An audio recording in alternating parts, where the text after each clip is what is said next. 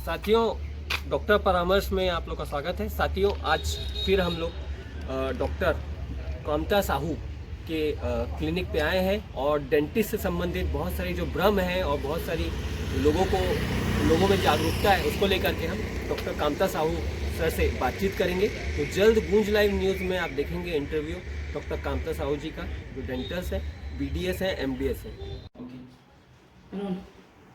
नमस्कार साथियों, गूंज लाइव न्यूज़ में मैं शिव कुमार सिंह आप लोगों का स्वागत करता हूं। साथियों, आज फिर हम आए हैं मेडिकल परामर्श में। क्यों आए हैं, इसके पीछे रीज़न है। साथियों, हर व्यक्ति आज की डेट में सुंदर दिखना पसंद करता है और सुंदर दिखने में सबसे महत्वपूर्ण पार्ट होता है हमारे दांतों का। तो आज हम आप पहुँचे हैं, डेंटिस्ट सर हैं डॉक्टर कामता साहू। उनसे हम पूछेंगे कि जब हमको दांत को सुरक्षा करना रहता है, दांत से संबंधित जो सवाल है, डेंटिस्ट संबंधित सवाल, और सर की लाइफ के बारे में भी जानेंगे हम लोग कि सर कैसे इस क्षेत्र में आए, कैसे चुने और आने वाले समय में बच्चों के लिए क्या स्कोप रहेगा और कैसे उनको इस फील्ड में आना चाहिए। तो शुरू करते हैं सर, आपका गूंज लाइव में बहुत बहुत स्वागत है। जी धन्यवाद सर। सबसे पहले मैं आपसे पूछना चाहूँगा सर, प्राइमरी एजुकेशन के बारे में कुछ बताइए सर शुरुआत में। देखिए, मेरा प्राइमरी एजुकेशन गांव में रहा है। प्राइमरी स्कूल मेरे गांव में, रायपुर जिला के छोटा सा गांव है जवई बांधा, वहाँ मेरा प्राइमरी एजुकेशन हुआ है। हाई स्कूल के लिए राजिम, नवापुरा राजिम है, फेमस स्कूल है, वहाँ से हाई स्कूल किया। फिर मैंने कॉलेज किया। कॉलेज की पढ़ाई रायपुर साइंस कॉलेज से मैंने BSc किया। BSc के बाद MSc किया। फिर मेरा रुझान शुरू से मेडिकल लाइन में था। देन फाइनली मुझे मेडिकल लाइन में प्रवेश मिल ही गया और फिर मैंने रुमटा डेंटल कॉलेज से BDS किया और BDS करने के बाद फिर रुमटा से PG किया, post graduation oral maxillofacial surgery में। सर, मैं ये पूछना चाहता हूँ, इस क्षेत्र में आना कैसे हुआ? क्या आपका सपना था कि मुझे डेंटिस्ट बनना है शुरू से? और क्या आप बोले, घर वाले जब बताया कि मेरे को डॉक्टर बनने के बाद डेंटिस्ट बनना है, क्या उनका रिएक्शन? देखिए, ऐसा सपना तो था ही मेरा, और स्पेशल चेहरा में। तो मैंने ग्रेजुएशन के बाद देखा कि चेहरा का सर्जरी, जो ट्रामा है या अन्य चीज़ें हैं, वो ग्रेजुएशन में नहीं हो पाता। इसलिए पोस्ट ग्रेजुएशन किया, वो है ओरल एंड मैक्सिलोफेशियल सर्जरी में। उसमें जो भी ट्रामा होता है, अगर कटा फटा वोट है, तालू फट गया है, चेहरा में कुछ अच्छा सजावट लाना है, एस्थेटिकली उसको इम्प्रूव करना है, तो मैक्सिलोफेशियल सर्जरी बहुत अच्छा था, इसलिए उसको चूज किया। और मैंने जो चूज किया उसको घर वालों ने मतलब बेहद पसंद किया, और पसंद करने के बाद उसको मैंने उसको फॉलो किया। सर, कितने साल का अनुभव हो गया करीब?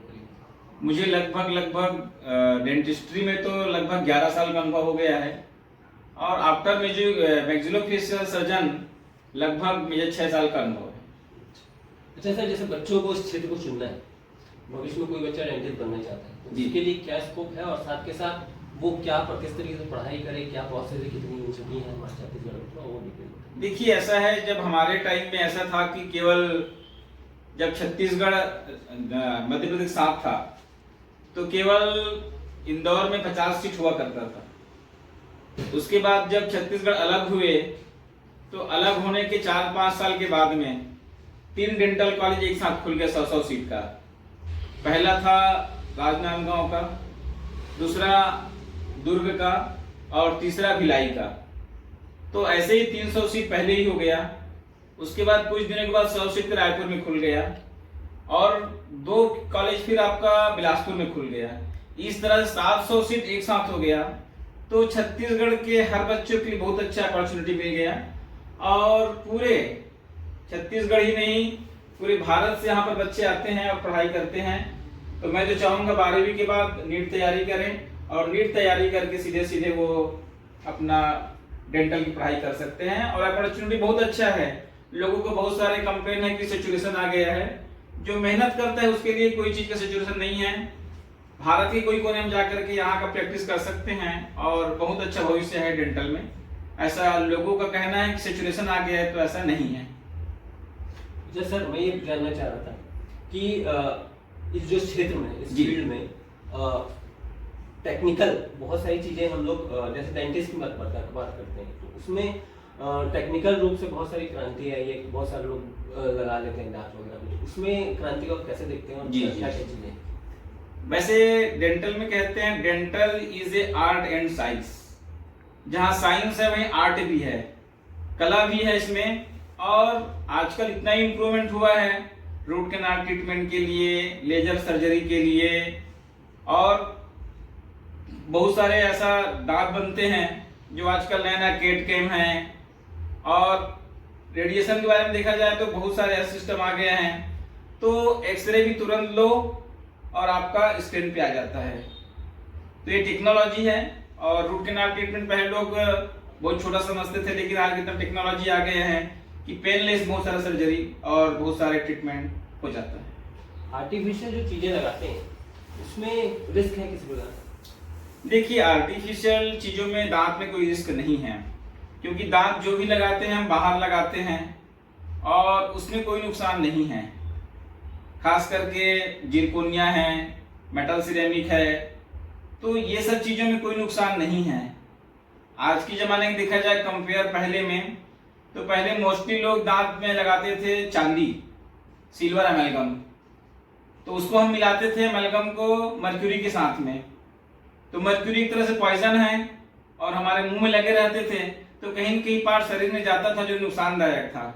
आज के डेट में उसके जगह में एडवांस टेक्नोलॉजी है, कंपोजिट है, ग्लास है। सर ये रूट कैनल क्या है?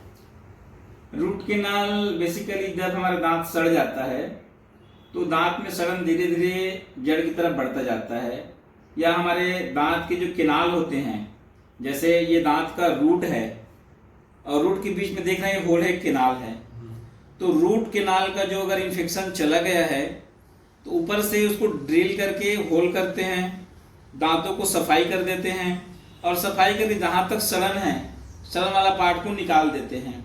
उसके निकालने के बाद जब दर्द खत्म हो जाता है तो आर्टिफिशियल नस डाल करके उसको पैक कर देते हैं। और जब पैक कर देते हैं उसके बाद फिर इसमें एक केप लगता है, इस टाइप का दांत का एक केप लगता है, और केप लगाने पर दांत का जो ट्रीटमेंट है वो कंप्लीट माना जाता है। तो रूट कैनाल करने के बाद प्रॉपर केप करना बहुत जरूरी होता है। ये सर आप बहुत अच्छे डिटेल में बता दिए प्रैक्टिकली करके। जी। अच्छा, मैं जानना चाहता सर ब्रिजेस क्या होता है? ब्रिज जानवरी देखा जाए तो ब्रिज मतलब पुल होता है। जैसे कहीं पर दांत निकल गया है, मिसिंग है, अपन चाहते हैं कि दांत लगाया जाए, तो उसमें क्या करते हैं, जिस तरह से अपन पुल बनाते हैं तो 2 कॉलम खड़ा करते हैं और कॉलम खड़ा करके उसके ऊपर ऐसे दांत को थोड़ा छोटा कर देते हैं, छोटा करके ऐसे बनता है ब्रिज, और उसको ऊपर ला के उसको दांत को लगा देते हैं। तो ये पार्ट को बोलते हैं ब्रिज। ये फिक्स दांत होते हैं, इसमें जिरकोनिया के लगते हैं, मेटल सिरेमिक लगते हैं, कैडकेम लगते हैं, DMNS होता है।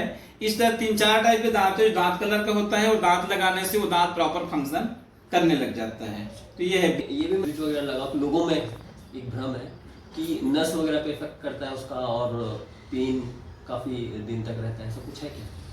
नहीं, देखिए ब्रिज 2 तरह के लगता है, एक रूट कैनाल के बाद भी ब्रिज लगा सकते हैं और दूसरा जो होता है बिना रूट कैनाल के भी।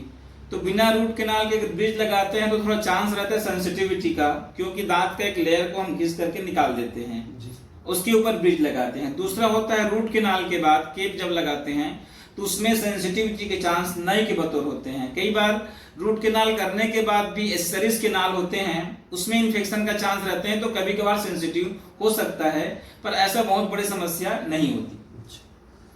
अच्छा सर, ये एक बहुत बड़ा भ्रम है, लोगों काफी सुना है कि दांत निकालने से आंख पर असर होता है।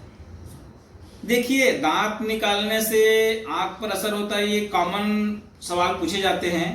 हर पेशेंट यही पूछते हैं कि दांत निकालने से मेरा आंख कमजोर तो नहीं हो जाएगा, या जब से मैं दांत निकाला मेरा आंख कमजोर होने लगा। ये लोगों में भ्रांतियां हैं। जो दांत के नसें होती हैं वो अलग है, और जो आंख का होता है वो सबसे इंपॉर्टेंट होता है, ऑप्टिक नर्व बोलते हैं। उसके दांत के नर्व से उसे कोई लेना देना नहीं है। दांत में जो सप्लाई करते हैं उसे ट्राइजेमिनल नर्व बोलते हैं, उनका पार्ट अलग है। और जो ऑप्टिक नर्व है जो आंख के लिए आते हैं उसका पार्ट अलग है। दांत का नस और आंख का नस, उनको दोनों का कोई संबंध नहीं है, अलग अलग है। दांत निकालने से आंख कमजोर नहीं होता, बल्कि दांत निकाल देने से एक बात जरूर होता है कि जो हमारे एस्थेटिक है, चेहरे के बनावट है, वो दांत दब जाते हैं, गाल दब जाते हैं, तो वो एक एस्थेटिकली वो लॉस है, पर दांत निकालने से आंख कमजोर नहीं होती। मतलब ये भ्रम है एक प्रकार से। लोगों में भ्रम है, भ्रांतियां हैं। आपके पास भी आते होंगे लोग? जी, बहुत से लोग पूछते हैं कि ये क्या ऐसा हुआ है या हमने दांत निकल। मैं तो सवाल ही करता हूँ कि अगर जो लोग 32 लगाते हैं तो 32 दांत निकलते धीरे धीरे आंख तो पूरा कमजोर हो जाना चाहिए, लेकिन ऐसा नहीं है। जो हम लोग 32 लगाते हैं उनका दांत भी प्रॉपर, आंख भी दिखता रहता है, आंखों में कोई प्रॉब्लम नहीं होता। अच्छा सर, मैं ये जानना चाहता था, आपके पास जो पेशेंट आते हैं जी, किस टाइप के आते हैं? कुछ स्पेशल केस वगैरह कुछ आप बताना चाहेंगे? देखिए, मोस्टली कॉमन दांतों पेशेंट तभी है जब दांतों में दर्द होता है या दांत नहीं है, हमको शादी करना है। बेसिकली यंग एज के बच्चे अगर दांत तभी लगाते हैं जब शादी करना है। तीसरा, कई बच्चों के दांत टेढ़े मेढ़े होते हैं, ऊंच नीच रहते हैं, तो क्लिप लगवाने आते हैं। और अगर ट्रामा वाला, मेरा स्पेशलिटी मैक्सिलोफेशियल सर्जन हूं मैं, तो हमारे यहाँ चेहरा के जो दांत नहीं है वो तो आते ही हैं, चेहरा का हड्डी टूट गया है या मैक्सिला टूटा हुआ है, मैंडिबल टूटा हुआ है, तो उनका भी सर्जरी हम लोग करते हैं। मैं 2-3 हॉस्पिटलों में ऐसे कंसल्टेंट हूँ यहाँ पर भिलाई में, गंगोत्री हॉस्पिटल, महिमा हॉस्पिटल, BM शाह हॉस्पिटल, तो ऐसा 4-5 हॉस्पिटल जहाँ रेगुलर जाता हूँ मैं। मैक्सिलोफेशियल सर्जरी का केस देखता हूँ। इसके अतिरिक्त क्रेनियोफेशियल भी होता है, जैसे हमारे चेहरे का हड्डी फेस का टूटा हुआ है ना, फ्रंटल बोन टूटा हुआ है और ब्रेन में ही प्रभाव पड़ा है, तो ऐसे केसेस में क्रेनियोफेशियल भी अपन करते हैं। और उसमें न्यूरो सर्जन के साथ मिल करके, ENT वाले के साथ मिल करके मैक्सिलोफेशियल भी केस करते हैं, और जो हड्डी टूटा रहता है उसका बराबर प्लेट लगा करके उसमें स्टेबल करते हैं, ताकि चेहरा बराबर एस्थेटिकली अच्छा दिख सके, लुक अच्छा हो सके, ये हम प्रयास करते हैं। ओरल मैक्सिलोफेशियल, इसको थोड़ा डिटेल में और ओरल और मैक्सिलोफेशियल की डिटेल ये है कि लोग आप समझते हैं डेंटिस्ट मतलब केवल दांत निकालने वाले डॉक्टर, लोगों में धारणा है मैक्सिलोफेशियल का। तो बेसिकली ये है कि जो डेंटिस्ट है 5 साल के पढ़ाई के बाद 3 साल का पोस्ट ग्रेजुएशन होता है, तो पोस्ट ग्रेजुएशन 9 ब्रांच होता है, जिसमें तो हमारा ब्रांच है oral and maxillofacial surgeon surgery. तो उसमें हम चेहरे की सारी हड्डियों का सर्जरी करते हैं, प्लेट लगाते हैं, कोई पैथोलॉजी है तो उसको हटाते हैं, और अगर चेहरे की हड्डी ब्रेन के पास भी टूटा हुआ है तो न्यूरो सर्जन के साथ मिल करके उसमें भी अपन प्लेटिंग करते हैं। इसके अतिरिक्त कई लोगों के जबड़ा छोटे होते हैं, टेढ़े होते हैं, उनको भी सर्जरी करके जिनियोप्लास्टी, एल्विलोप्लास्टी, बहुत सारे सर्जरी करके चेहरा को भी नॉर्मल बनाया जा सकता है। अच्छा सर, नाक वगैरह का भी इसी में आता है कि नाक का सर्जरी राइनोप्लास्टी बोलते हैं। राइनोप्लास्टी में क्लेफ्ट लिप, क्लेफ्ट पैलेट के अंदर नोज भी अपन डैमेज होते हैं तो उनका भी सर्जरी करते हैं। और इसके साथ कई बार हम लोग जब नोज ज्यादा प्रॉब्लम होते हैं तो जो प्लास्टिक सर्जन है उनके साथ मैक्सिलोफेशियल मिलके भी नाक का भी सर्जरी करते हैं, जो राइनोप्लास्टी बोलते हैं, नाक का सर्जरी। इसके अतिरिक्त कान, कई लोगों का कुछ ऑर्नामेंटल पहनते पहनते फट जाते हैं तो कान का भी सर्जरी करते हैं हम लोग, जिसको बोलते हैं लोबुलोप्लास्टी। जैसे बड़े बड़े कोई लोग कान का पहनते हैं, झूला है, बाला है, तो कान टूट जाते हैं या फट जाते हैं, तो उनका भी सर्जरी करके हम लोग कान को ठीक करते हैं, जिसको बोलते हैं लोबुलोप्लास्टी। अच्छा सर, आपके गुरुजी कौन रहे?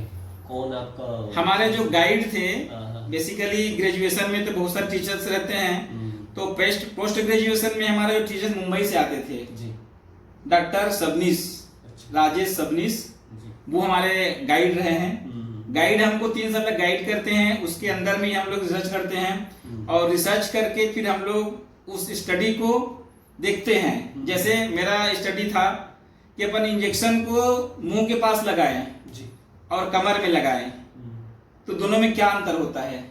एक इंजेक्शन है डेक्सामेथासोन, उसका हमने स्टडी किया है कि इंजेक्शन को मुंह के पास लगाया जहां दांत निकालना है वहां पर, और उसको कमर में लगाया जाए तो क्या अंतर आता है, क्या इफेक्ट आता है।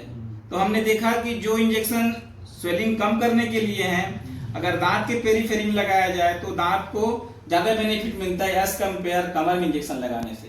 तो हमारा स्टडी था comparative study, injection dexamethasone intramuscular versus intra sublingual या लिंगुअल, तो वो स्टडी था हमारा। अच्छा सर, मैं ये जानना चाह रहा था, बच्चे जैसे अगर कोई गवर्नमेंट जॉब के लिए वो करते हैं डेंटिस्ट में, इस लाइन में, इस क्षेत्र में, तो उसको क्या कौन सा एग्जाम देना है स्पेशल गवर्नमेंट जॉब के लिए, क्या है उसका प्रोसेस? देखिए, डेंटल में जो BDS करने के बाद अगर कोई गवर्नमेंट जॉब में जाना चाहता है तो उसके लिए गवर्नमेंट जो होता है वो पीएससी का एग्जाम लेते हैं, स्पेशली डेंटल के लिए। तो पीएससी के एग्जाम देके भी जा सकते हैं और कई जगह संविदा के लिए भी निकलते हैं, तो जिसको परसेंटेज बेस पे संविदा पे भी ले लेते हैं और रेगुलर जॉब के लिए पीएससी का एग्जाम फाइट करते हैं गवर्नमेंट के थ्रू। अच्छा, इसमें मीडियम वगैरह से कोई फर्क पड़ता है? कोई बच्चा स्कूली क्षेत्र में मीडियम हिंदी हाँ, जी जी जी जी।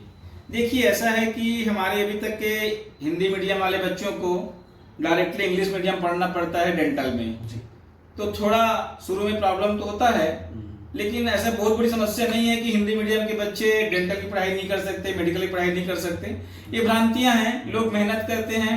कुछ बच्चे जो हैं एडमिशन लेने के बाद कुछ अपना स्पोकन इंग्लिश कोर्स कर लेते हैं और पढ़ाई कर सकते हैं और कोई बहुत बड़ा डिफरेंस नहीं पड़ता। जिसको नॉलेज है तो हिंदी मीडियम के बच्चे भी अच्छे अच्छे नंबर लेकर के इंग्लिश मीडियम वाले बच्चों को भी मात दे सकते हैं। मेरा मीडियम तो हिंदी रहा है, लेकिन मैं इंग्लिश पढ़ाई करके अपने आप को अच्छा महसूस करता हूँ। मैं टेक्निकल शब्द तो वही होंगे हिंदी और इंग्लिश में। हाँ, टेक्निकल शब्द जो एक ही रहते, टर्मिनोलॉजी जितना होते हैं इंग्लिश का वही होता है जो हिंदी वाले बच्चे लोग पढ़ते हैं। तो टर्मिनोलॉजी सब चीज वही रहता है जो इंग्लिश का है, चाहे हिंदी मीडियम वाले बच्चे हो चाहे इंग्लिश मीडियम वाले। अच्छा सर, अपने क्लिनिक के बारे में थोड़ा बताइए। हमारे क्लिनिक जो है गायत्री डेंटल क्लिनिक है। यहाँ पर विगत 11 साल से चल रहे हैं। मरोदा में सबसे पहले था हमारा और उसके बाद सेक्टर 2 में है भिलाई में। और मेरा जो है स्पेशली सर्जरी काम ज्यादा रहता है, तो हमारे और स्टाफ है बीडीएस स्टाफ, वो लोग क्लिनिक भी देखते हैं। और मैं जब सर्जरी रहता है तो 2-3 हॉस्पिटलों की सर्जरी करने जाता हूँ। आईसीयू में पेशेंट रहते हैं उनको भी देखता हूँ, और पोस्ट ऑप जो हॉस्पिटल है वहाँ पर आईसीयू में पेशेंट को एडमिट करते हैं और एडमिट करने के बाद जब डिस्चार्ज होते हैं तो डिस्चार्ज करने के लिए अपन चले जाते हैं। तो सर्जरी के काम केवल 3-4 हॉस्पिटलों में होता है, और छोटा सर्जरी होता है वो अपना हम क्लिनिक में भी कर लेते हैं। जैसे सर्जरी करके दांत निकालना, सर्जरी करके इम्प्लांट डालना, सर्जरी करके कान को ठीक करना, नाक को ठीक करना, जबड़े को ठीक करना, वो छोटा सर्जरी होता है। माइनर सर्जरी वो क्लिनिक में हो जाता है, और मेजर सर्जरी के लिए हॉस्पिटल में हॉस्पिटलाइज करके अपन लोग इलाज करते हैं। अच्छा सर, आप थोड़ा एड्रेस क्या है, जैसे किसी को कुछ कांटेक्ट कंसल्ट करना है तो उसके लिए थोड़ा बताइए। कांटेक्ट करने के लिए सेक्टर 2 क्लिनिक का है, sector 2 A market, shop number 6 Bhilai. और मरोदा का है Maitri garden chowk, near primary school, Himalaya studio के पास, मरोदा, टेक मरोदा, भिलाई। ये हमारा एड्रेस है।